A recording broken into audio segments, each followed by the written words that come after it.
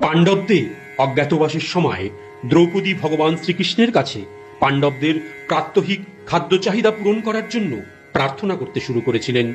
দ্রৌপদীর প্রার্থনায় সন্তুষ্ট হয়ে ভগবান শ্রীকৃষ্ণ তাকে অক্ষয় পাত্র দিয়ে আশীর্বাদ করেছিলেন। এই অক্ষয় তৃতীয়ার দিনেই এটি এমন একটি পাত্র যা প্রতিদিন সীমাহীন খাবার সরবরাহ করতে পারে। এর ফলে পাণ্ডবদের প্রাত্যহিক খাদ্য চাহিদাও পূরণ করা সম্ভব হতো।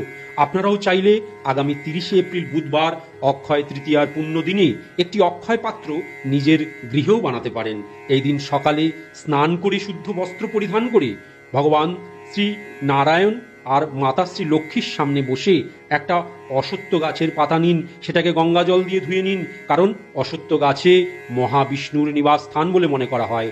তার উপর একটি মাটির কলস বা কাঁসার কলস রাখুন।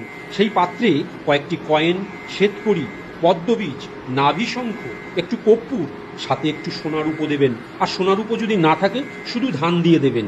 আর একটি অশ্বত্থ পাতার ওপরে ঘিয়ের প্রদীপ জ্বালিয়ে এই পাত্রের সামনে রাখবেন। এরপরে স্ক্রিনে দেওয়া মন্ত্র 11 বার জপ করুন। অক্ষয় তৃতীয়ার পরের দিনে এই পাত্রটি আপনার আলমারির ভেতরে লাল কাপড় দিয়ে মুড়ে রেখে দেবেন।